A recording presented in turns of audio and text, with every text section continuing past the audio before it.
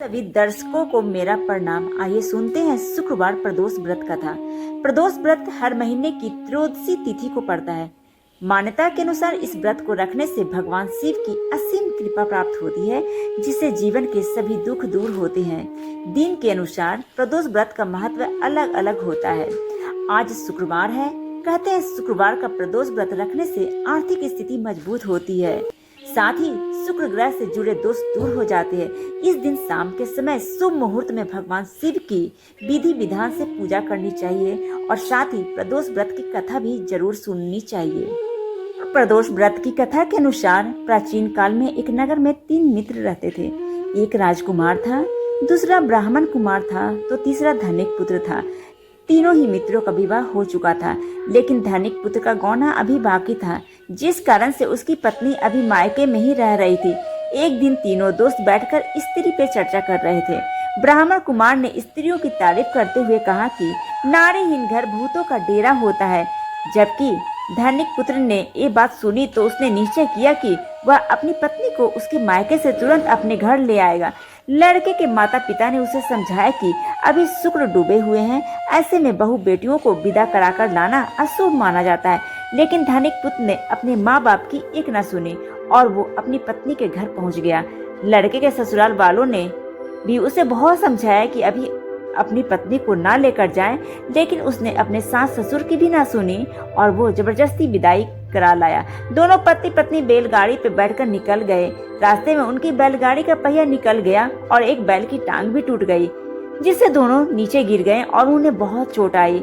कुछ दूरी पे उन्हें डाकुओं ने भी घेर लिया और उनका सारा धन छीन लिया। दोनों दुखी मन से घर पहुँचे। घर पहुँचते ही धनिक पुत्र को सांप ने काट लिया। वैद्य को बुलवाया गया तो उसने बताया कि अब इसके पास सिर्फ 3 दिन बचे हैं। जब ब्राह्मण कुमार को ये समाचार मिला तो उसने धनिक पुत्र के माता पिता को शुक्र प्रदोष व्रत रखने की सलाह दी और कहा कि इसे पत्नी सहित इसके ससुराल भेज दो। ये सारी दिक्कतें शुक्र अस्त के दौरान पत्नी को विदा कराकर लाने के कारण हुई है। यदि ये ससुराल पहुंच जाएगा और आप प्रदोष व्रत रखेंगे तो निश्चित ही सब ठीक हो जाएगा। इसके बाद लड़के को उसके ससुराल भेज दिया गया, जहां जाकर उसकी हालत ठीक हो गई। शुक्र प्रदोष व्रत के कारण धनिक पुत्र के सारे कष्ट दूर हो गए। आइए अब इसकी पूजा विधि जानते हैं। स्नान और शुद्धिकरण। सुबह जल्दी उठकर स्नान करें और शुद्ध वस्त्र धारण करें। पूजा सामग्री। भगवान शिव की पूजा के लिए बेलपत्र, अक्षत यानी कि चावल, गंगा जल, धूप, दीप, फूल आदि सामग्री एकत्रित करें। प्रदोष काल में पूजा। सूर्यास्त के समय प्रदोष काल में भगवान शिव की विधि विधान से पूजा करें। मंत्र जाप और कथा। ओम नमः शिवाय मंत्र का जाप करें और प्रदोष व्रत कथा का पाठ करें। शिव आरती। अंत में भगवान शिव की आरती करें। पीपल के वृक्ष के नीचे दीपक जलाना। पूजा के बाद पीपल के वृक्ष के नीचे सरसों के तेल का दीपक जलाना शुभ माना जाता है। बहुत भक्तजन यह जानना चाहते हैं कि इसका क्या महत्व है। शुक्र प्रदोष व्रत करने से आर्थिक स्थिति मजबूत होती है, साथ ही जीवन में व्याप्त आर्थिक संकटों से मुक्ति मिलती है। देवों के देव महादेव जलाभिषेक करने से शीघ्र प्रसन्न होते हैं। इस शुभ अवसर पे सफेद चीजों का दान करने से कुंडली में शुक्र मजबूत होता है। प्रदोष व्रत भगवान शिव और पार्वती को समर्पित एक महत्वपूर्ण व्रत है, जो त्रयोदशी तिथि पर सूर्यास्त के बाद और रात के आगमन से पहले के शुभ समय प्रदोष काल में किया जाता है। इस व्रत को रखने से रोग दोष से मुक्ति मिलती है, सुख समृद्धि की प्राप्ति होती है और सभी मनोकामनाएं पूर्ण होती है।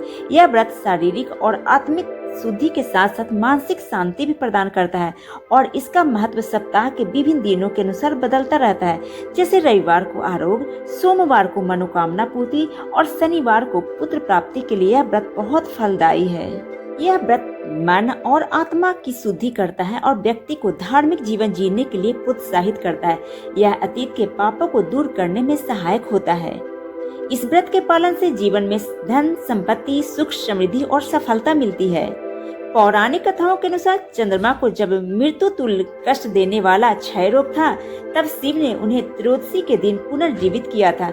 इसलिए इस दिन की गई पूजा रोग और दोष को दूर करते हैं। इस व्रत से विवाह में आने वाली बाधाएं दूर होती है और मनचाहा जीवन साथी मिलता है। प्रदोष व्रत करने से मानसिक स्पष्टता आती है और आध्यात्मिक ज्ञान की प्राप्ति होती है, जिससे मानसिक बेचैनी समाप्त होती है। जानते हैं कि इस दिन क्या खाना चाहिए? शुक्रवार के व्रत में शाम के समय फल, दूध, गुड़ और हलवा का सेवन कर सकते हैं। इस दिन खट्टे फल और सब्जी खाने से बचना चाहिए।